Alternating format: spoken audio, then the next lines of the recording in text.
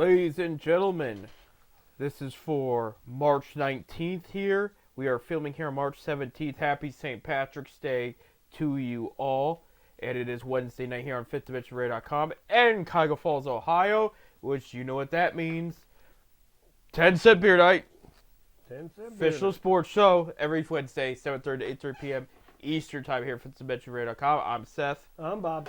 And we are in March. We are in St. Patrick's Day as we're recording, and March Madness is underway. And the madness was here this past weekend. It was insane how good college hoops already was. I think the only thing that was more insane was the local Ohio weather, because last week at the end we had 74-degree days. People could wear their shorts. And now it is bitter cold out there already. Yeah, but on Wednesday, when this show is being aired, it's supposed to be 72. Yeah, I believe that's the only 70-degree day. That'll be your golf day there. No, Thursday is. Thursday. Oh, it might be a little cold by then. Again, that's normal for those that don't live in Ohio. That's normal Ohio March for you. It's a big tease. What the old saying is, if you want to know what the weather's going to be like, wait 5 minutes. Right. But it will remind you spring's on the way, and then it'll remind you that it's not quite here yet. So, I mean, that's March for you in Ohio in a nutshell. But Akron Zips MAC Championship in a nutshell, okay? Because we don't have very many Ohio teams playing in the tournament. This is one of the few. Ohio State. We'll do them first since it's real quick. They got eliminated in the very first game against Iowa. I did not see that coming. I had Ohio State winning that game and losing the next. If you remember from the show last week, I had mentioned my predictions there.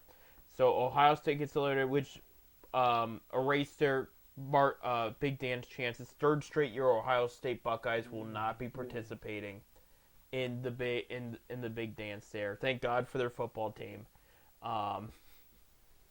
But Iowa then went on and lost the next game and then fired their coach.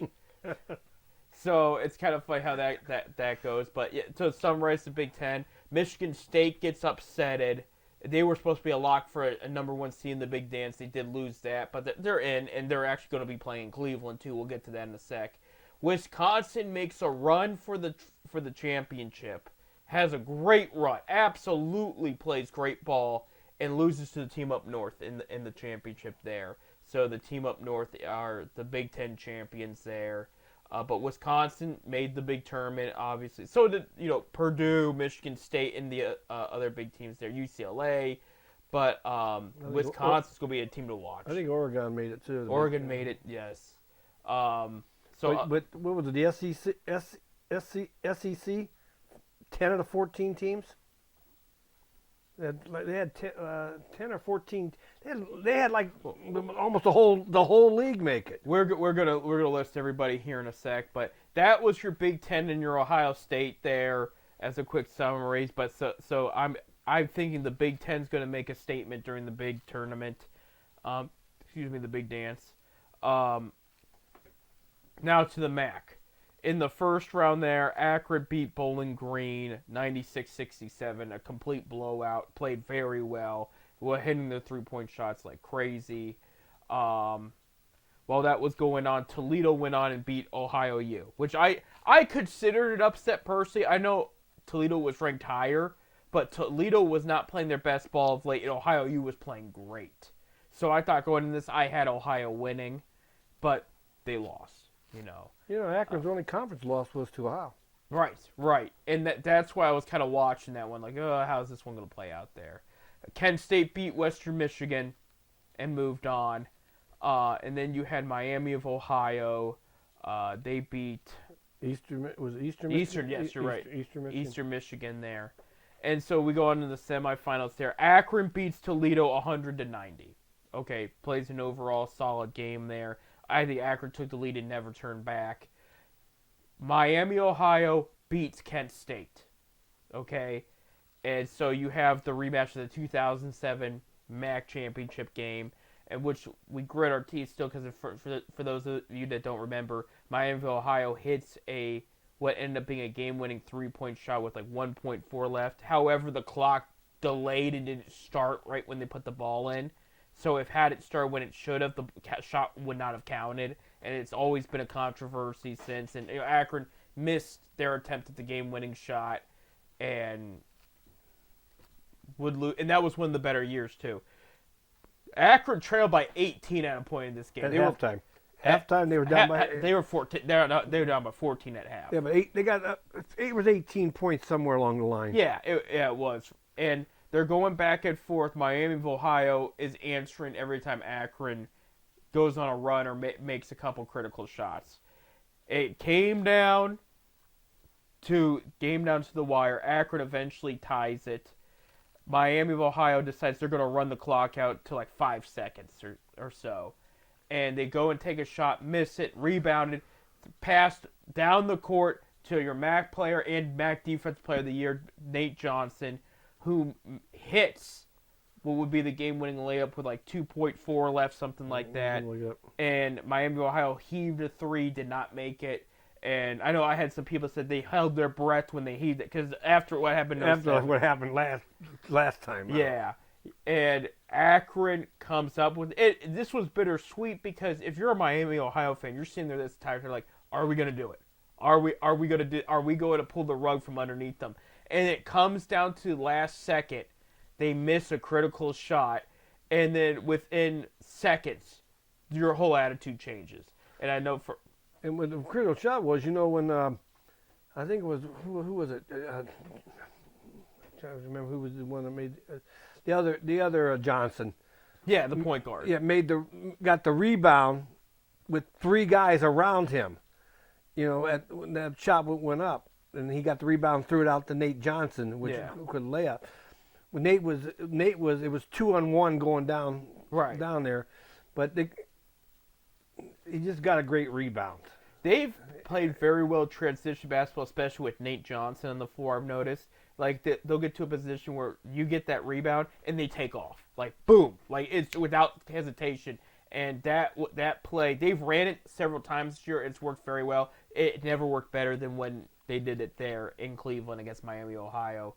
But Akron, first time back-to-back. I did not know that. This is the first time they've ever gone back-to-back MAC champions. Well, it's also the first time they've been the last 3 of the last 4 years. Yeah. And the only one other team that's ever done that was the Buffalo Bulls. They're the only other team that did it. They did it 4 out of 5 years. Right, and they were red hot there for a minute. Yeah. So only MAC team to ever go the last 4 games 3 times. Well, congratulations to the Zips. Yeah, very proud for them.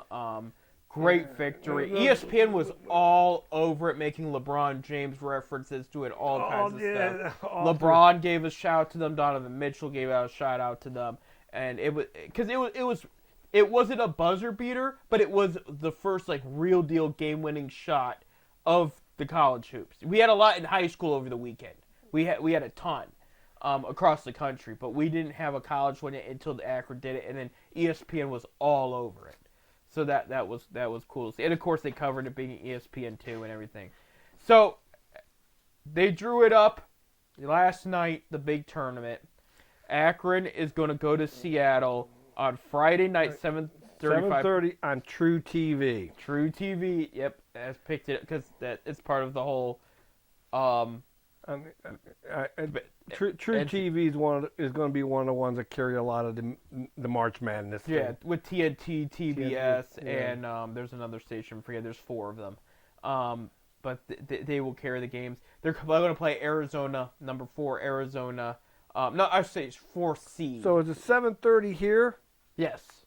Okay, so it's 4:30 out there. Right. But yeah, it's 7:30 p.m. Eastern time. Either way, we talked on the phone yesterday. You know my opinion. Yes. Yeah. They got screwed. And it's interesting because I'm on the fence. I love. We always feel good going into it as Zips fans. We're like, are we going to get the win this year? At least one. And well, you know what? The NCAA, in my opinion, the smaller conferences. We're talking about the MAC, the Horizon League, the Summit League. The Sun Belt, yeah. they're built to fail. They don't want those schools, so that's why they're always seated low. So they have to play the number 2, 3, 4 seeds. Right. They want those teams to fail.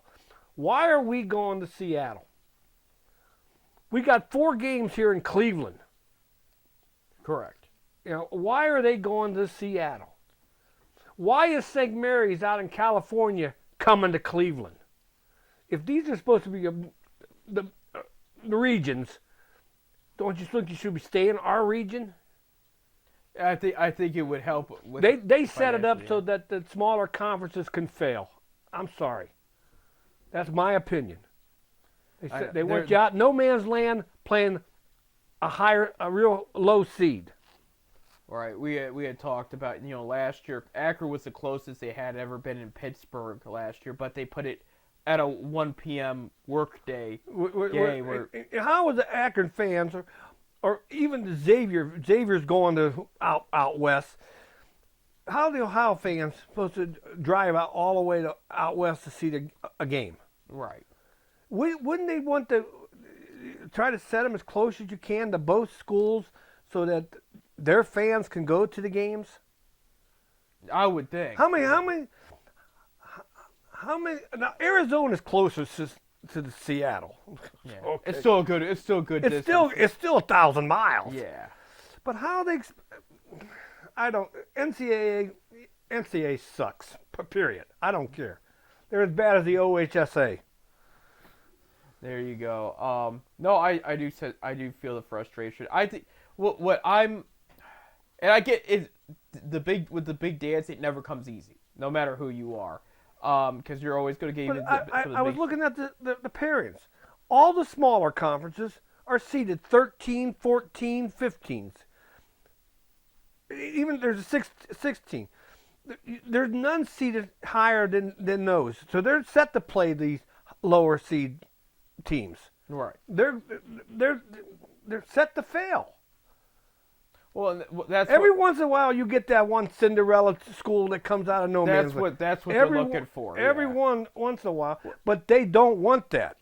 They want the bigger market, the bigger schools, because that's where the revenue is going to come from for the advertising and stuff. Right. When they get to the next level. Right. But let's pull for the Zips here to be that Cinderella. Well, I'm hoping. I'm hoping they're Cinderella. My issue. I know it's 13 points right now. Arizona's favored by 13. If you're a gambling person, which I'm not. If you're a gambling person, right. Vegas got it at 13 now in favor of Arizona. Akron has always had a semi-tough opponent when coming into these things. You saw back in the day with Dambrot, it was always VCU or somebody, but they found a way to put the press on and really torch the Zips. In the Gross era, they played UCLA very well a few years ago, if you can remember. That was close until the end. Enrique Freeman really gave that team a hard time.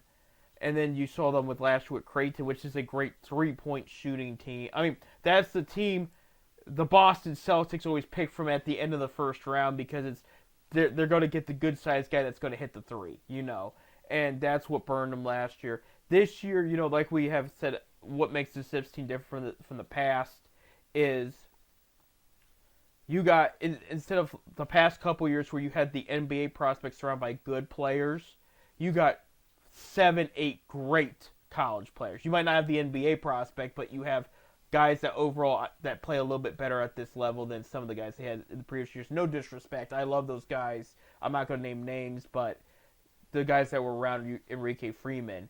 But they did lack certain abilities this team has here now, especially when it came to defense, stealing, and the outside shot too. And this is also the first thing, because we talk about, when we talk about legendary Zips, we talk about the inside guys. Freeman's name always gets brought, first big NBA prospect, Romeo Travis, big dog. And then we talk about the guards, your Lauren Christian Jacksons and whatnot. What's Brayus? Yeah, Brayu too. Zeke Marshall when he was here. We don't ever talk wings. So we finally have a really good wing in Nate Johnson here. That's what first guy in 26 years. That's what MAC Player of the Year and MAC Defense Player of the Year. Mind you, Enrique never won both in the same year either. So this is all new territory. And around him, you got some good big guys on down low, and then you got some good guards. So that's what makes this different. I think the frustrating thing is Arizona is hands down the toughest opponent they've had in years. So we have our toughest team. This is the most winningest Zips team in program history. 25 regular season wins, 28 total wins, including the tournament. Their most they ever won in 1 year was 27. So they've already beat the record. So this is the most winningest program, and now they've made your competition a little harder by putting up against Arizona. I say, look, Arizona, that is the team that picked up Bryce James. He's going to play for them starting next year. I wish Bryce nothing but the best of luck. But I would love to see, because he grew up somewhat in Akron. He remembers living in Akron for most of his childhood. I would love to see him watch his team lose to his technically hometown team. I think it would be great. And I wouldn't be surprised. I know he's suffering from injuries right now, but if the opportunity presents himself, maybe LeBron and Bryce are going to be up there, because, LeBron would like to see Akron play well, and Bryce is going to play for Arizona. So there's always that chance that maybe they'll be up there. I know LeBron's got some lingering injuries right now. He's not playing as we speak. So there's always that possibility. But I think the key to the Zips to beat Arizona, if you're going to shoot the three, make sure it's a good three and make it. They're going to have to shoot threes because of the fact they ain't going to be able to get to the inside. Arizona's big. Yeah. Their inside's big. Right. They won't be able to drive like they think like they do some of the MAC schools. Right. And that's what the guy on the selection committee yesterday on ESPN I watched. He was talking about Akron. He's like Akron, and he said the same thing. Their shots are going to have to be good shots because they're not going to get to the middle. Right. Now they're averaging 85 points a game, but they're going to have to be on. Right. And they have to be compete with Arizona. They're going to have to be on, but they ain't going to get to the inside. Right. And I think the key word you said there, Bob, was take the good shots. Because the thing is, take a good shot. We'll talk about the Cavs later on this show, but this past week was a good week.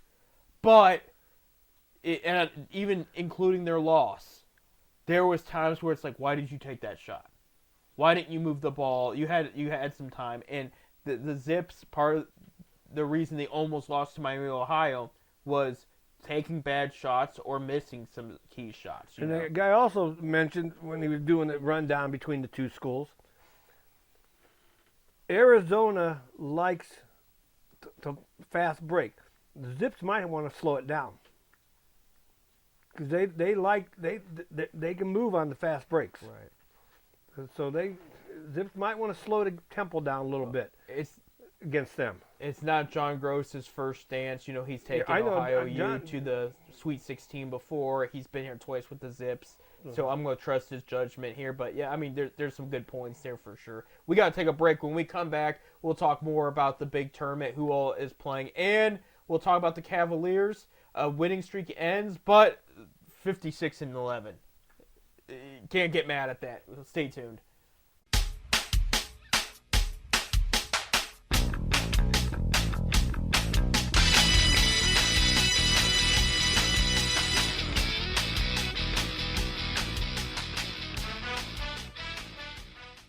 All right, ladies and gentlemen, welcome back to our second segment of 10 Cent Beer Night on this fine St. Patrick's week here in Ohio. I'm Seth. I'm Bob. All right, Bob. Should we name the show 10 Cent Green Beer Night? Maybe this week. I don't know. I mean, it's St. Patrick's Day. It is. They were asking about earlier. I did not notice, but I guess in Chicago they turned the canal green.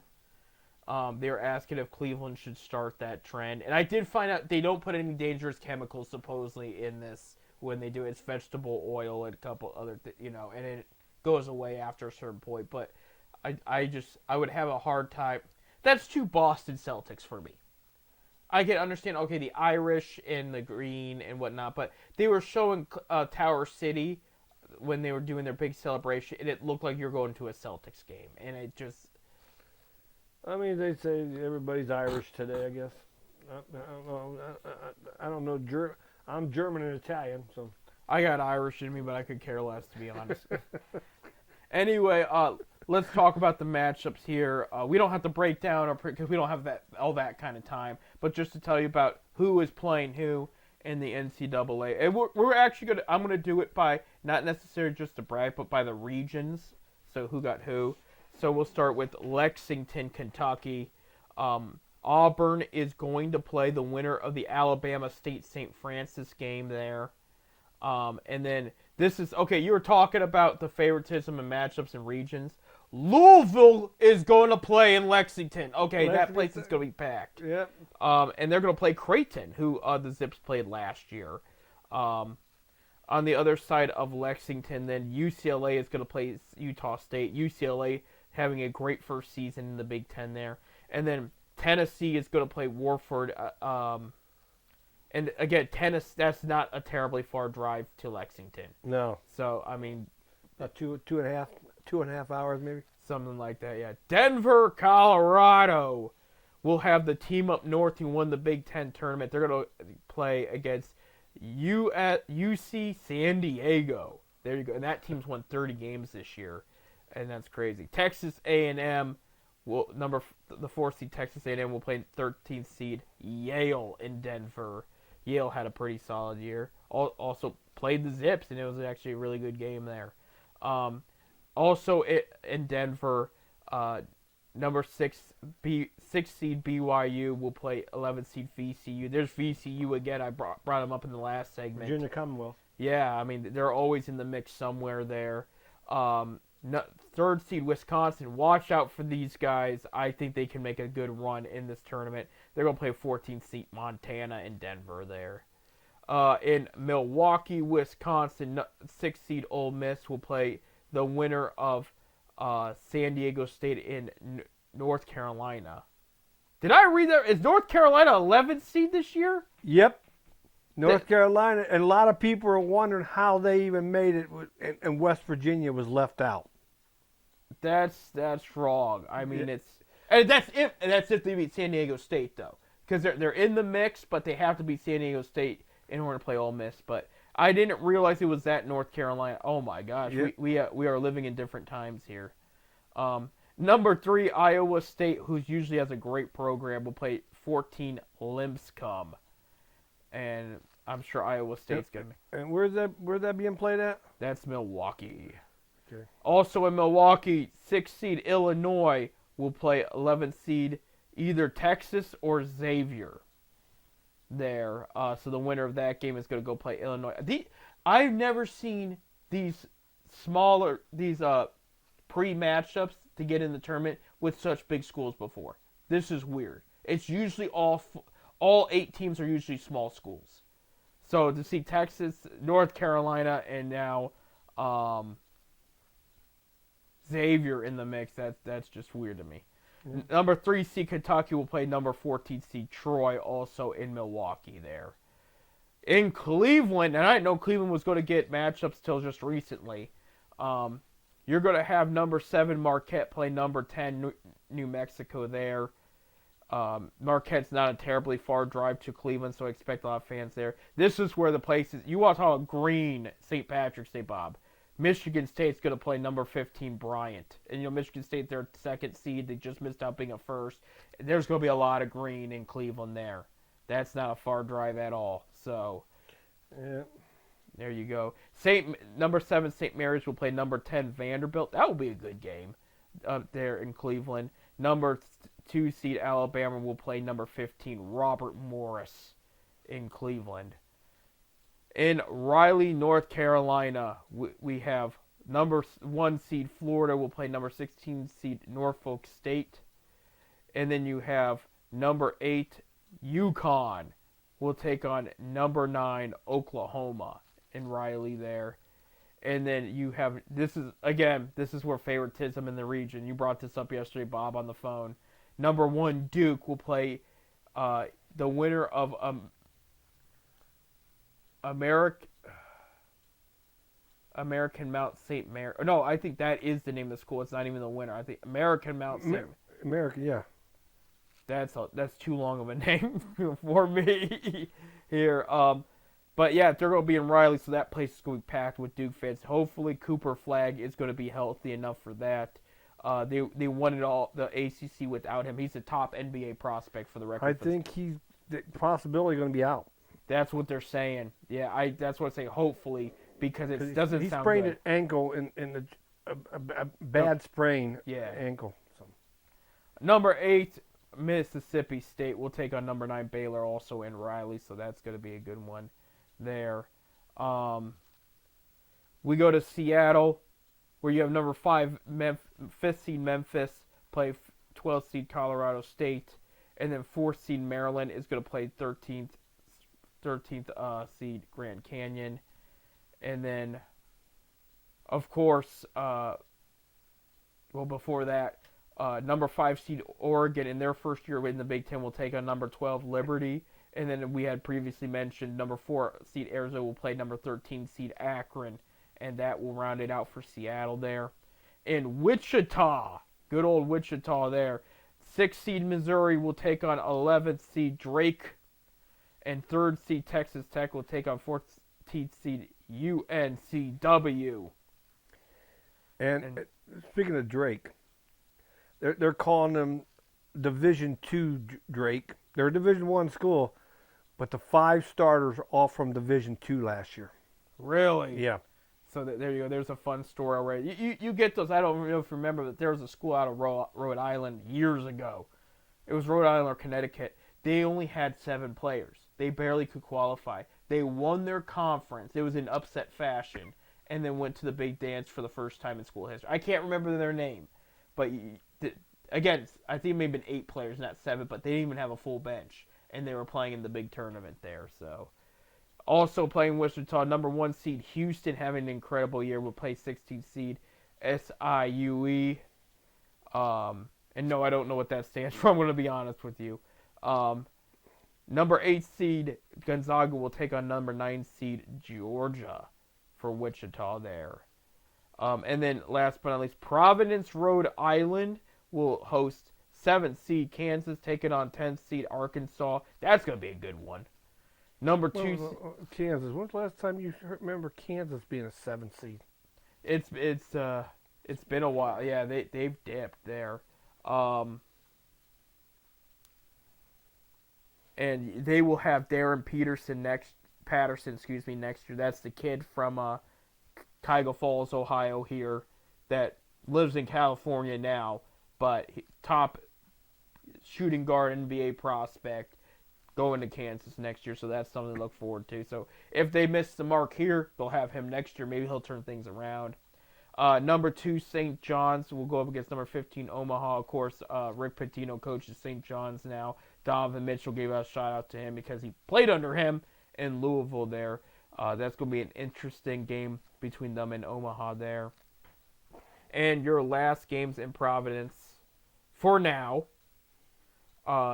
Number 5, Clemson, and I don't remember Clemson being that high in the basketball charts. That's usually a football school. We'll play 12, McNeese. Number 4 seed Purdue will take out 13 seed High Point there. And just watch out for Purdue, one of those good Big Ten basketball teams. But that's your full bracket right there. Make your picks, go Zips.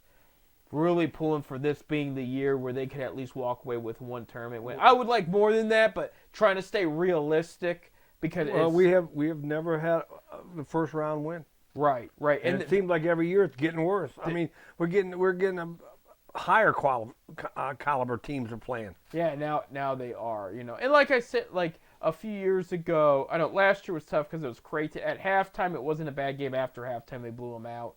A few years ago, they played very well with the young Zips team against UCLA. They almost pulled that one off. That came down to the wire. And UCLA is a pretty good program. With Arizona, I'm hoping for something similar with a different result. Again, like you said, Arizona's got some good bigs in there, which could be a problem. It was a problem. Miami, Ohio had a 7'1" guy off the bench, and he was a problem. He wasn't even a starter. And so They just got to hit their shots. They got to get their rebounds. They got to play smart is what it comes down to. It doesn't even have to be just 3 points. They got to hit the mid-range, which they have good mid-range shooters. I had mentioned to you yesterday, I was looking at the statistics in Miami of Ohio. They have a senior by the name of Seth Wilson, who's a solid-sized guy, good at rebounding, great long-distance shot. Did next to nothing against Miami, Ohio. I think it was just 2 rebounds. And I'm not just picking on the guy, but when he's played well, everybody else around him has played well, and they're at their best, you know. Another guy, the guy from Cornell, it's slipping my mind. Isaiah Gray. Yeah. When he's at his best, they play very well.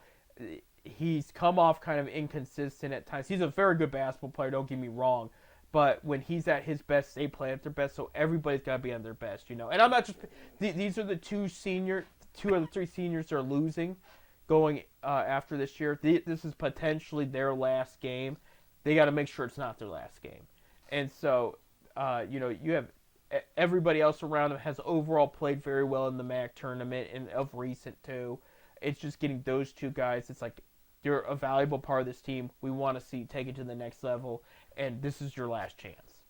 So speaking of Cornell, where Isaac Gray came from, they lost yesterday in the Ivy League championship game to Yale. Yeah. So he would have been in 2 championships. Either one, he would have been in 2 championships probably. Right. Well, I'm glad he's on our side. Yeah, I'm glad he's on our side. Yeah. I mean, he's been. So I'm not trying to spit on these guys. I'm just saying that when they're at their best, everybody else is too. And we've seen several examples about that this year, and they are good players too. It's just again, it's seeing them produce on the court, hit their shots, make this, you know, and they don't have to have the best stats. I mean, when we talk, I know this is a whole different level, but just as a random example, here in Cleveland, we love Kevin Love, and we've talked about his contribution to the team.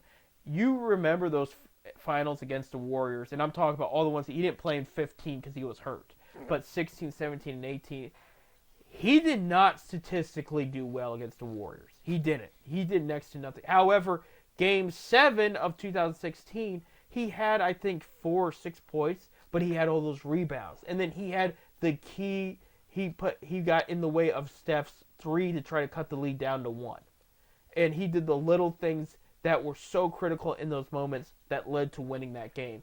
And that's what they got to just do their part, even if they're not putting up the most amount of points. It's the little stuff that matters too. And that little stuff is going to be the only way you're going to beat a big opponent like Arizona here. So, well, it's going to, like I said, I'm waiting to see it. Let's hope we can pull it out. We need, like I said, rebounding is going to be the key here. We can't let them have second shot, you know, rebounds and have second shots at it. Right. We got to get the rebounds. Right, absolutely. Speaking of rebounds, we're going to switch gears to the Cleveland Cavaliers real quick before this segment's up. This past week they went 2-1. They did win the first 2 games. They beat the Nets and swept the Nets in the season series 109-104. They did win on Friday in front of the nation and beat the Grizzlies 133-124. They played phenomenal in that game. They did not have Donovan Mitchell for either the Nets or Grizzlies game. I was at the Nets game, and that was a nail-biter there till the end, and they pulled it out. Garland, Allen, and Mobley had a great game there. Against the Grizzlies, that was a big deal because, again, no Donovan Mitchell. They're in enemy territory of a top 5 team, and they couldn't do anything wrong. I mean, they were brilliant the entire time. They go into Sunday's game. Evan Mobley's down with a foot contusion. Mitchell comes back, and the 16-game winning streak does end against the Orlando Magic. They lose 103-108. They just played dumb. That's what it came down to. A lot of turnovers. They took some bad shots. Mitchell was rusty from not playing the past couple games, and he was just chucking up shots, trying to get himself back into rhythm, and it was not working. And he took some bad shots too. Defensively, phone went off. Defensively, it wasn't bad for Cleveland, but I also didn't like the smack talk between Ty Jerome and Pablo Banchero that early in the game. I get it. They say a lot of things they shouldn't say to each other on the floor that we don't know of. But it was like, look, man, like, you're trying to sweep these guys. Now you didn't. You pissed off the one really, really good player they have on the team. At the end of the game, if you were up and you're about to win, that's one thing. In the first quarter, I don't think that was the greatest move right there. So they do lose to Orlando. Again, they're still the top team in the league, 56-11. They did on Tuesday. So this was kind of an honor for me to witness in person. They clinched the division. Yeah. And it's a big deal because, Bob, you don't get it. This team does not clinch the division much. This is only the 8th time in franchise history. LeBron James, in his 2 eras combined, only clinched the division 6 times. This is the first time since 1975 and 76, the Austin Carr era, have they clinched the division without LeBron James. Even LeBron's first era, they only clinched the division twice. Personally, I didn't know we still had divisions. Yeah, we do. I mean, because they're always showing the 8. At the end of the day, that's all that matters is the conference standings. But yeah, we still I didn't even know they still had divisions. So they clinched the division though. So this was a big accomplishment there. So playoffs clinched, division clinched, and they're continuing to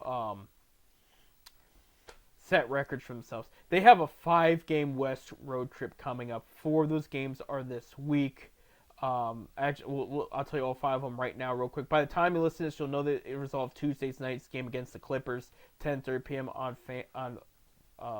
FanDuel. They should be able to win that game. Clippers are playing well, but at the same time, they played the Clippers very well earlier this year. Wednesday night, they go in Sacramento against the Kings, 10 p.m. So by the time the show ends, you still won't know the result because the game hasn't happened yet, but you can watch the game after you listen to the show here. Kings did a lot at trade deadline. They're a different team than last time they played them. They beat the Kings last time out. Friday, they're going to be at Phoenix against the Suns at 10 p.m. They beat up the Suns at home on Martin Luther King Day. I'm hoping they do the same there Friday. Sunday, they are at the Jazz at 3:30 p.m. They beat up the Jazz at home earlier this year. I attended that game. They played them very well. I'm hoping for the same result there. And then Tuesday, before our next 10-cent beer night, will be the last game on this West Coast trip. They play the Trailblazers in Portland at 10 p.m. on FanDuel. Blazers were recently in Cleveland.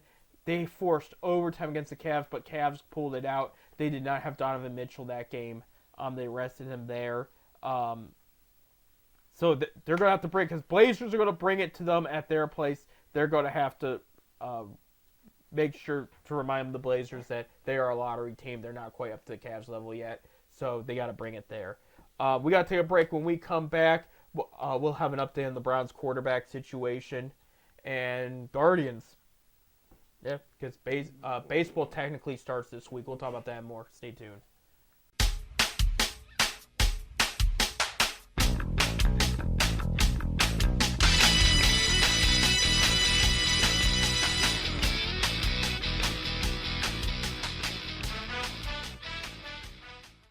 And welcome to our last segment on this Irish St. Patrick's Day 10-cent beer night here. You know, we're not wearing any green. No, we're wearing zips, and that's all that matters. Yeah.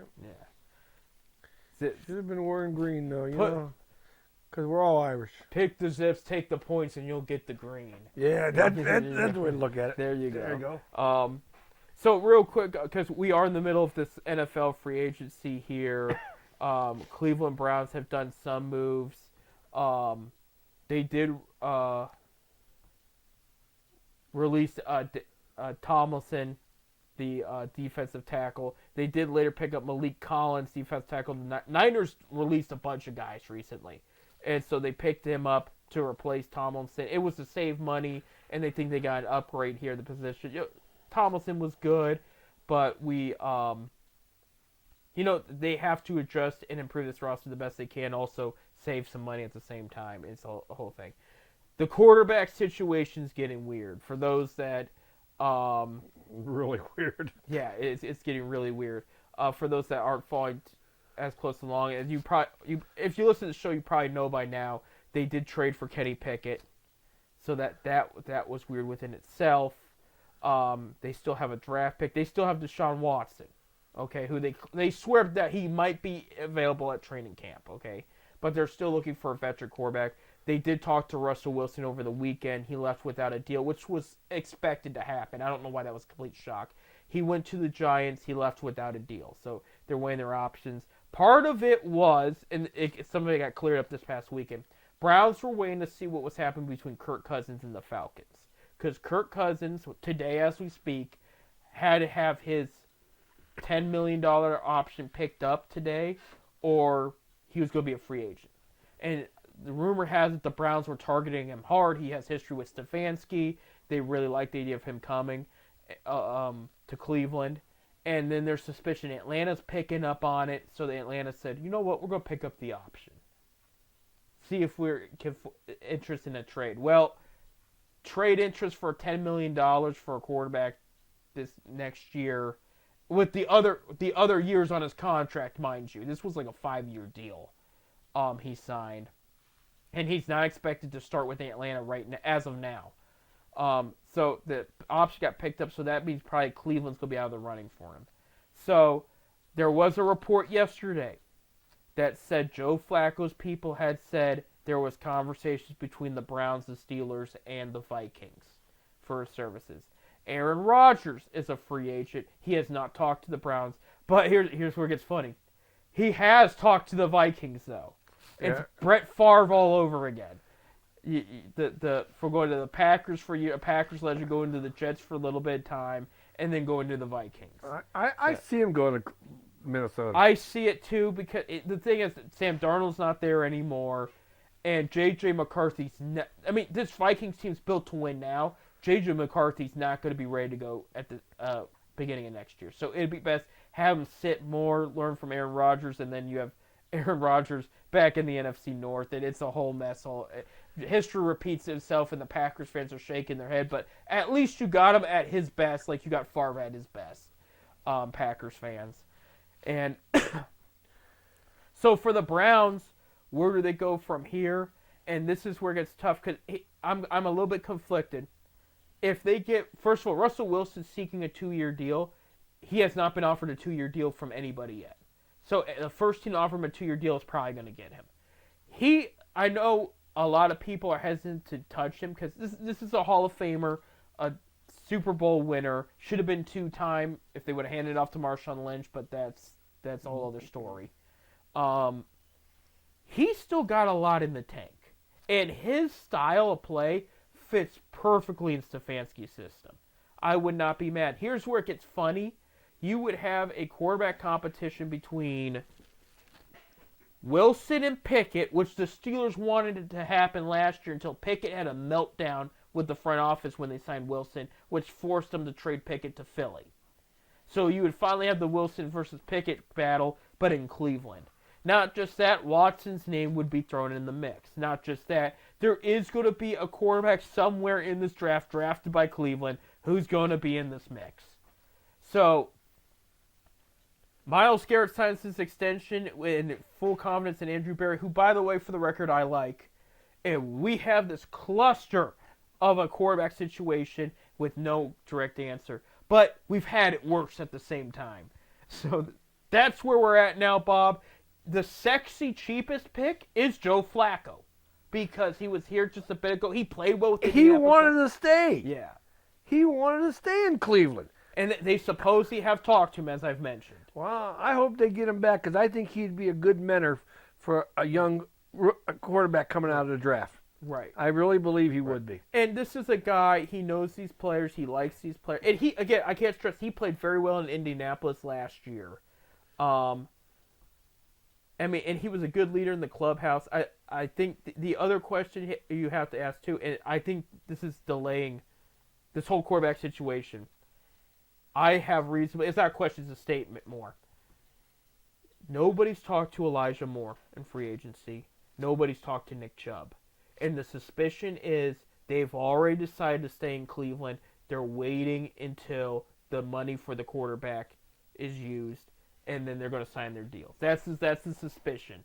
But they have confirmed nobody's talked to Chubb outside Cleveland. And Elijah Moore's camp's been quiet. And Elijah Moore, like I said, recently, he traded jerseys with Donovan Mitchell. I know that sounds silly. What does that mean? That's telling me he's still invested in Cleveland. And this was recently. he was technically a free agent, and he did that. So I know there's that Brandon Ayuk trade talk, which would, if they got him, they probably wouldn't bring Elijah Moore back. But I don't see them taking in that contract for Ayuk right now. But yeah, this quarterback situation, it's weird, and I never thought seeing Deshaun Watson in a Browns jersey a few years ago was an option.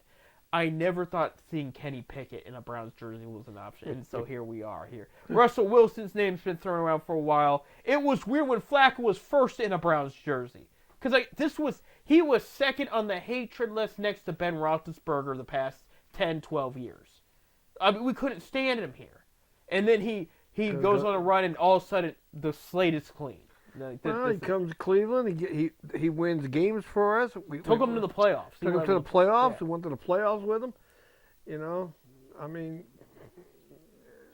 and then the guy turns around and says, "I like to stay here. I want to stay in Cleveland." Right. But then, of course, the controversy between the Watson and the it was Watson. It was Watson. They didn't want a quarterback, and I said, now you have to have one. Well, anyway, congratulations on him. I guess he got married. You said. He got engaged. He got engaged. Yeah. Congratulations. Yeah, I just hope his Achilles didn't pop before he popped the question. But that's a whole other story. But that's the thing that still blows my mind, Bob, is we knew he was going to need more surgery, so that was going to delay everything. Andrew Berry is now saying expect him in camp. Okay, so we're going to have 4 quarterbacks going at it. But then how long it's going to be before it goes down again? We better have a quarterback that's going to get in there and play the game. You know, it's going to get interesting. I'll tell you that. I will say unpopular opinion. As much as I have not been a Pickett fan, and I picked at Steelers for getting him in the first round and everything, he does fit the Stefanski system. You know, and there is some good qualities. Yeah, okay, he's not great. And I was talking to some Browns fans up in Cleveland at the Cavs game. And I made the comment, trust me, I'm not too sold on this, but I said I do find it funny. First 3 games with Joe Flacco under center, he had more touchdowns thrown with the Browns than Pickett had a year and a half in season and a whole season and a half into Pickett's career. He did. He passed Pickett up within 3 games. That's why I like to see Flacco back here. Right. Because, I know Flacco's up there in age. What, he's 40? He's Aaron Rodgers' age. If I had to pick between the two of them, I'd pick Flacco because he's throwing the ball better right now. He is. Rodgers isn't doing bad, but the latest with Rodgers outside the Vikings, he might do the Giants, which, by the way, the Giants today are bringing in Jameis Winston to talk to him because they think he might be a fit if they don't get Rodgers. And in their system, he might be. I said, get him out. He tried to talk Miles to leave Cleveland. Get him out of here. I don't want to see his face in Cleveland anymore. Yeah, he's got a great arm, but he doesn't have great vision. He throws turnovers like crazy.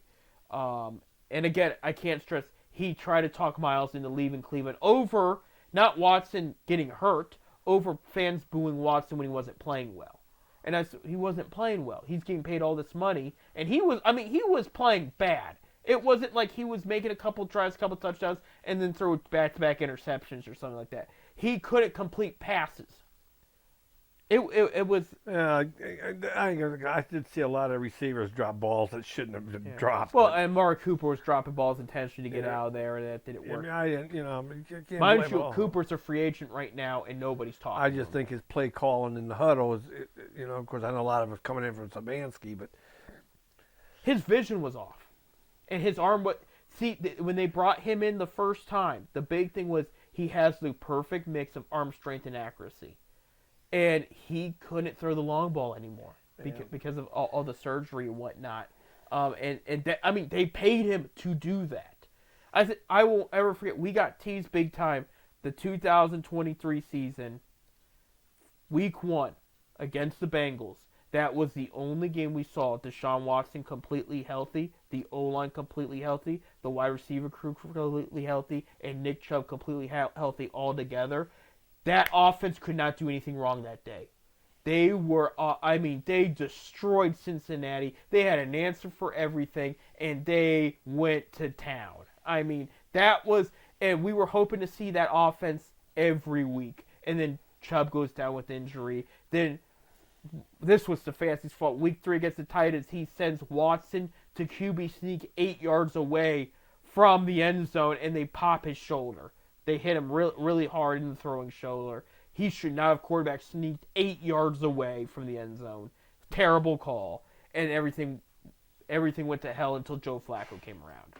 And like I said, first, how many games has Watson played in Cleveland?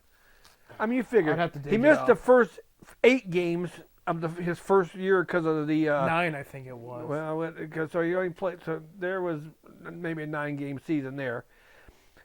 They've been 11. He missed a lot. He hasn't in 3 years. He hasn't played that many games No, and he missed a lot at year 2. for $245 million. Yeah. I mean, I understand you're going to get hurt. Players do get hurt. It's a game like that, but just My issue is he clearly doesn't care. That's to me, he don't care because he ain't on the sideline with his teammates during the games. right. At least Chubbs was out there on his crutches. Right. Chubb was out there when Joe Flacco was driving. Nick Chubb was out there. Miles, he hurt our feelings earlier, wanting out, but in his heart, he wanted to stay. And yeah, okay, I get. He got paid $40 million a year. Everybody would have stayed at that point. But there's been reports about, he's skipping out on meetings. He's doing this. He's doing that. But when he gets on the field, he plays better than anybody.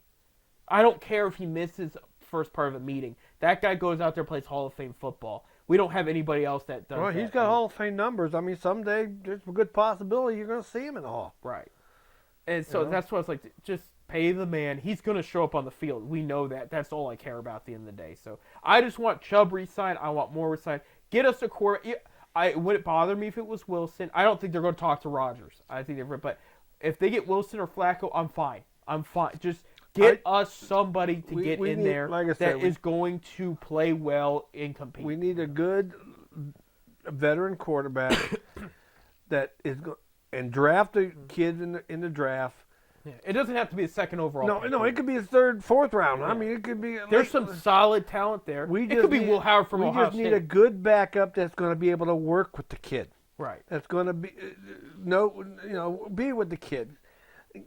Because let's face it, Watson, we can't even get him at the games to help the kid. Right.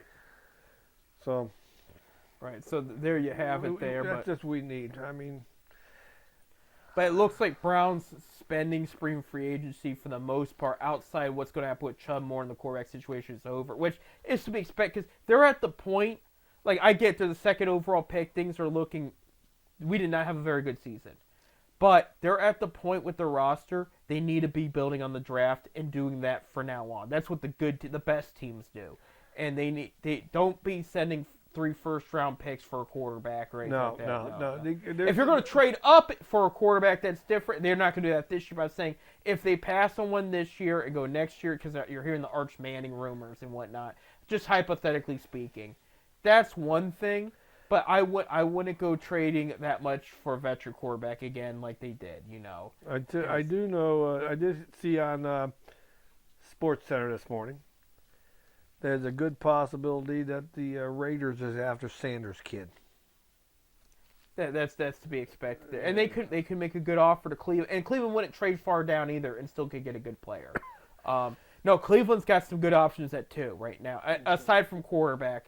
That's going to be a raging debate, and it's all going to start. We're not even sure what Titans are going to do at 1, but that's going to be the first domino that's going to fall there.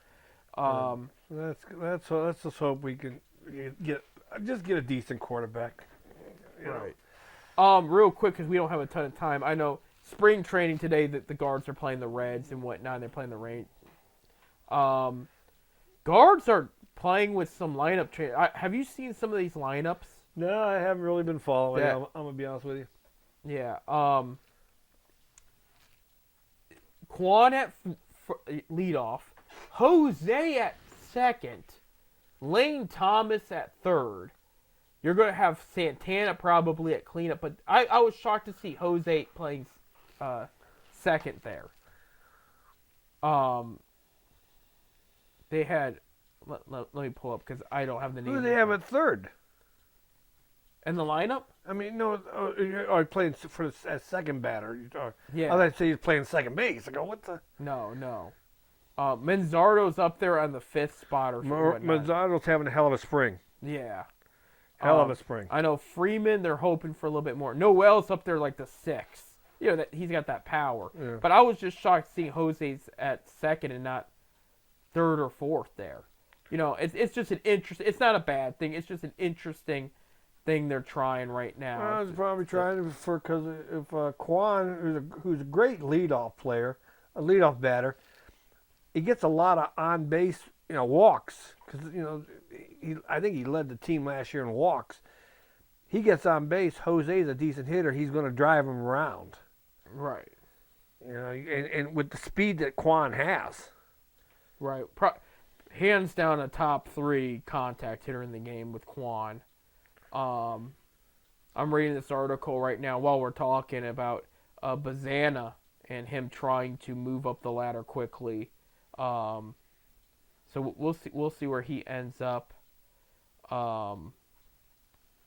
It sounds like he might start more in Class A this year than I was hoping Double A. Just so Akron could get him at the beginning of the year, sell some tickets. But it sounds like he's not going to be quite there yet. So probably Lake County is probably where he's going to end up going.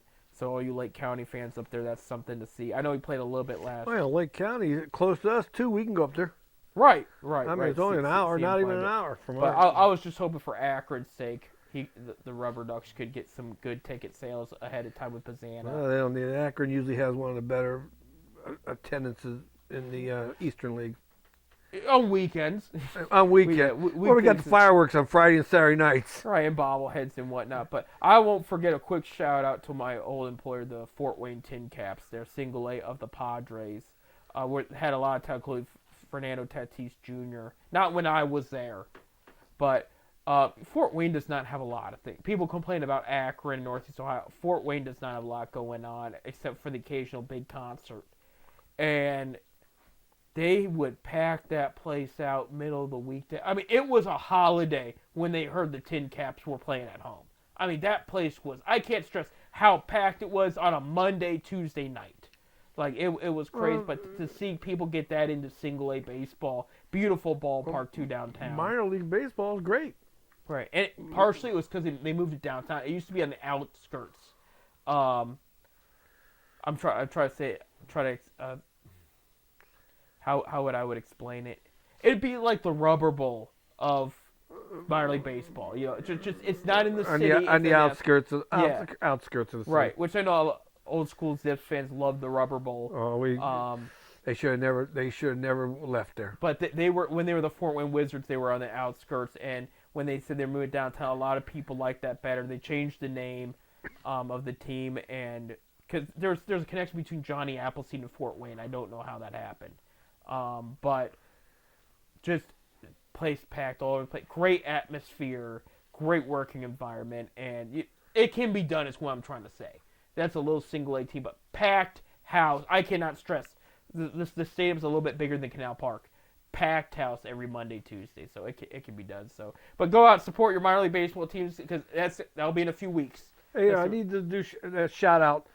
Congratulations to the Perry High School boys and Louisville boys basketball teams. They're in the state championships this weekend down in Columbus. Perry made a game-winning shot a couple rounds ago. Yeah. That was and this is a team that started the playoffs at 9-13.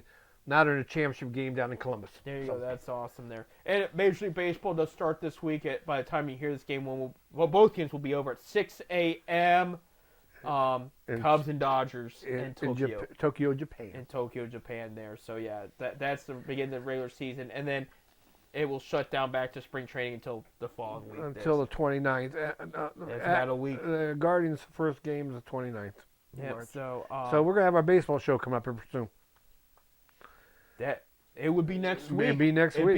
We're going to talk baseball next week. We have to wrap up because we're out of time. I just realized that we're way out of time. Next week, we'll talk about if the Zips are still with us or not. That'd be a nice surprise. We'll talk about the Cavs. But mainly we're going to be talking about opening day. Yeah, that'll be next week. Our predictions and everything Major League Baseball starting next week. We'll be talking about that and more. I'm Seth. I'm Bob. Go Zips! Go Come on, Zips! go get 'em, Zips!